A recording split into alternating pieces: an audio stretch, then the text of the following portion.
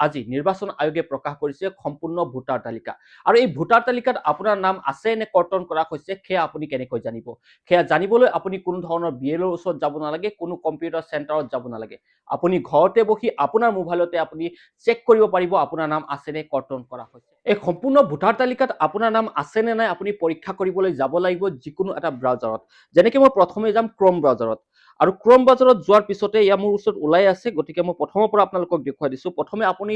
ক্ৰম ব্ৰাউজাৰত গৈ বা গুগলত গৈ সাৰ্চ কৰিব লাগিব www.eci.gov.in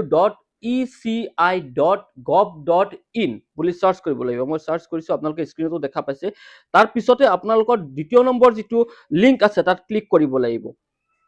আৰু ক্লিক কৰাৰ পিছতে প্ৰথম যিটো ইন্টাৰফেস ওলাই আহিছে সেই ইন্টাৰফেসত আপোনালোকে দেখা পাব প্ৰথম আছে ইউৰ ইপিক নম্বৰ আপোনাৰ যিটো ভোটাৰ আইডিত ইপিক নম্বৰ আছিল সেই ইপিক নম্বৰটো ইয়াত আপুনি লিখিব লাগিব আৰু তাৰ পিছতে ইয়াত ষ্টেট আছে ষ্টেট বুলি আছে ইউৰ ষ্টেট তাত আপুনি ষ্টেটটো সিলেক্ট কৰিব লাগিব আমি যেহেতু অসমৰ গতিকে অসম বুলি সিলেক্ট কৰিছো আৰু ইয়াত ইপিক নম্বৰটো আপোনাৰ ইপিক নম্বৰটো লিখি দিব মই মোৰ ইপিক নম্বৰটো লিখি দিছো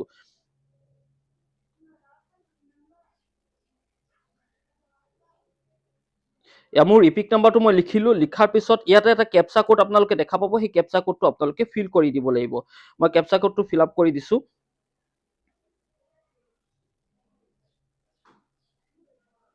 আৰু এই কেপচা কোডটো ফিল আপ কৰাৰ পিছতে আপুনি সাৰ্চ বাৰত ক্লিক কৰি দিব আৰু সাৰ্চ বাৰত ক্লিক কৰি দিয়াৰ পিছতে যদি আপোনাৰ নামটো এনেকে আহিছে তেতিয়াহলে আপোনালোকৰ নাম কৰ্তন কৰা নাই আপোনালোকৰ নাম ফাইনেল লিষ্টটো আহিছে ইয়াছক মোৰ নামটো ফাইনেল লিষ্টত আহিছে মই অলপ ক্লোজ কৰিছো ইয়াছক ফাইনেল লিষ্টত আহিছে আৰু যদি আৰু আপুনি অধিক ডিটেইলছ চাব বিচাৰে যেনেকৈ আপোনাৰ বিএলঅ কোন আছিল বিএলঅ জনৰ কন্টাক্ট নম্বৰ কি তেতিয়াহলে আপুনি ইয়াত